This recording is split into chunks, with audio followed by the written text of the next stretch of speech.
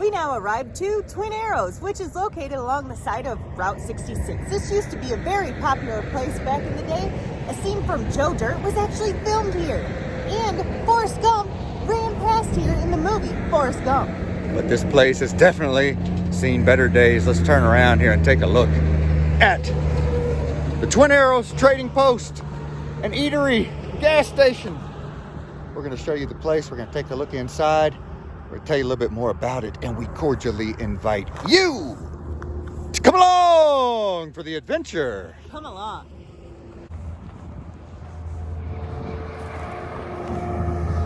These arrows were actually put up in the 1950s. They were put here to let people know where the trading post was. Yeah, they were actually made by old telephone poles. Pretty neat. They were redone at some point back in the early 2000s. Now they're falling into disrepair again. And as a matter of fact, this whole area was kind of blocked off not too long ago. They had concrete barriers all the way around it, but they've reopened it to let people come on in here, check it out, I suppose, if they want to. It's an interesting place. It used to be a trading post. It opened up, of course, along Route 66. Used to have tons of people that would come here. They'd get their picture made with the arrows. They also were a couple Indians out front, fake Indians that they could get their pictures made with as well. It's one of those exciting places where you could buy your moccasins, you could buy rattlesnake eggs, and all kinds of cool, crazy gifts. It's kind of the place where you don't ever want to take your kids to because they'd be asking for everything. Plus, you could stop right here and fill up your gas tanks as you continue on your journey on Route 66. Eventually, as with many of these Route 66 places, when I-40 was put in, it kind of caused problems and caused them to shut down very quickly at that point in time. The first place we're going to check out over here is a neat little old cafe. A man by the name of Arthur, let's see, what was his name? Arthur. Anyway, his name was Arthur. Valentine. Arthur Valentine, I think was his name. In the 1930s, he started creating these cafes like this one. They would hold anywhere from 8 to 10 people. This one apparently held 8 people inside on stools. There were no booths, it was just stools. They would pre-make them, put them on flatbed trucks, ship them out, thousands of them, a couple thousand went out throughout the country. Now the people who were buying them would put like $40, which was usually the payment every month, in a little slot out here. And Valentine's guys would come out and pick them up. If the money wasn't there, they'd simply send the flatbed truck back over here, pick it up, and haul it on back because they've forfeited their right to own it anymore. Now, the interesting thing about these is that he started creating them in the 1930s. You having trouble? A little bit. All right. He started creating them in the 1930s. World War II happened, so they couldn't get the products to make them anymore, so they had to stop making them. They actually heard they could get some from the black market, but the family said, you know what, the United States has been great to us, they've treated us right, we're not going to do that to this country, we're just going to sit it out, wait till the end of the war. And they did that, and they were rewarded for that because they started selling thousands of them after the war. Let's check out the old cafe right now. Hamburgers. Malts. Breakfast. Oh my goodness, this is amazing.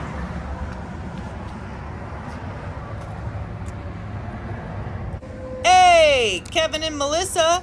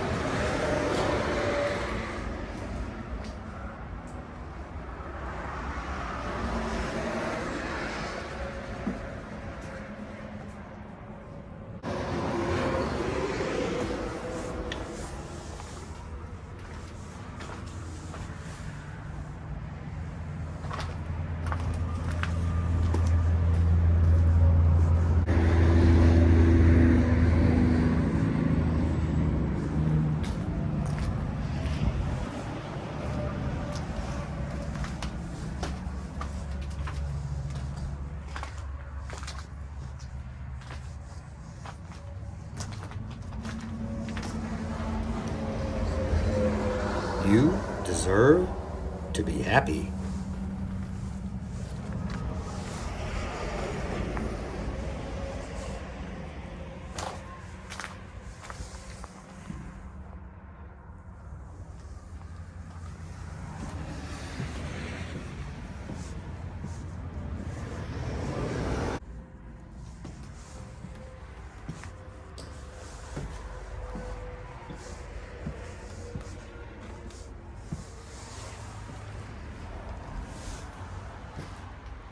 Got a sleeping bag and a mattress. Right beside the fireplace. Perfect for a one-night stay.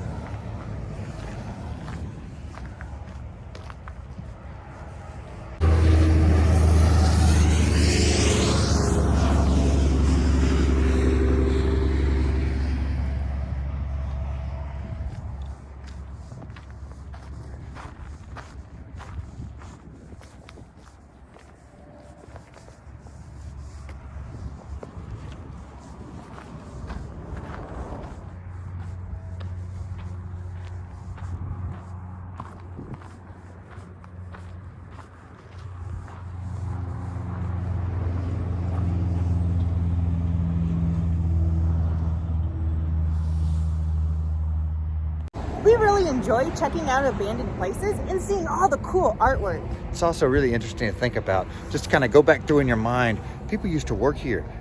People used to hang out here. Kids used to beg their parents for stuff to buy here. It's just cool to think about what all happened inside these walls. Y'all be sure to hit the like button, smash the subscribe button, and ring the notification bell so you can come along with us on future adventures. Come along.